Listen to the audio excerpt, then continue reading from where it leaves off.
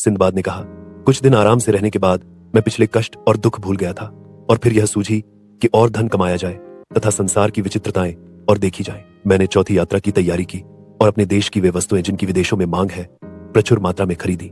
फिर मैं माल लेकर फारस की ओर चला।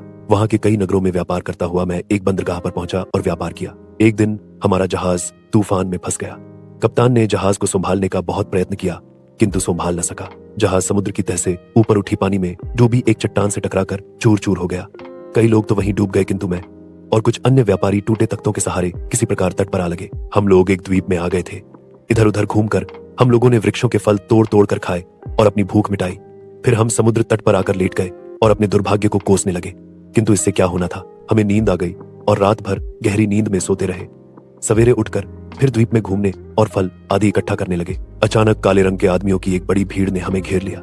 उन्होंने हमारे गले में रस्सियां बांध दी और भेड़ बकरियों की भांति हमें हाँक हाँक कर बहुत दूर पर बसे अपने गांव में ले गए। फिर उन्होंने हमारे सामने एक खाद्य पदार्थ रखकर इशारे से कहा कि इसे खाओ। मेरे साथियों ने बगैर कुछ सोचे समझे उसे पेट भर खाया और तुरंत ही नशे में मतवाले हो गए।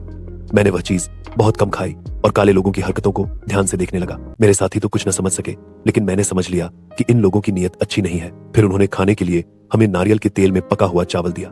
इस खाद्य से आदमी मोटे हो जाते हैं। मैं समझ गया कि काले लोगों का इरादा है कि हमें मोटा करें और फिर अपने कबीले की दावत करके हम लोगों का मांस पकाकर सब लोग खाएं। मेरे साथी तो नशे में खूब पेट भर कर खाते थे किंतु मैं बहुत थोड़ा खाता था ताकि मोटा न हो और नरभक्षियों का आहार न बनूं। मैं कम खाने और अपने प्राणों की चिंता में इतना दुबला हो गया कि बदन में हड्डी चमड़े के सिवाय कुछ न रहा। मैं दिन में उस द्वीप में घूमा फिरा करता था। एक दिन मैंने देखा कि गांव के सब लोग काम पर चले गए हैं, केवल एक बूढ़ा बैठा था। मैं अवसर पाकर भाग निकला।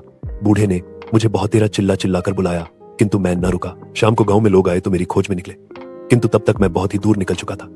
मैं दिन भर भागता, रात में कहीं छुपकर सो जाता। रास्ते में फल आदि से भूख मिटाता या नारियल तोड़कर उसका पानी पी लेता जिससे भूख और प्यास दोनों शांत होती थी। 8वें दिन मैं समुद्र के तट पर पहुंचा। वहां देखा कि मेरी तरह के बहुत से श्वेत वर्ण मनुष्य काली मिर्च इकट्ठी कर रहे हैं क्योंकि वहां काली मिर्च बहुत पैदा होती थी। उन्हें देखकर मुझे बड़ी प्रसन्नता हुई और मैं उनके पास पहुंच गया। वे भी चारों ओर जमा हो गए और अरबी भाषा में मुझसे पूछने लगे कि तुम कहां से आ रहे हो। मैं अरबी बोली सुनकर और भी हर्षित हुआ और मैंने विस्तार से उन्हें बताया कि जहाज टूटने पर हम लोग द्वीप के किसी अन्य तट पर लगे जहां से हमें बहुत से श्याम वर्ण लोग पकड़ कर ले गए। उन लोगों को यह सुनकर बड़ा आश्चर्य हुआ। वे बोले, अरे वे लोग नरभक्षी हैं, तुम्हें उन्होंने छोड़ कैसे दिया।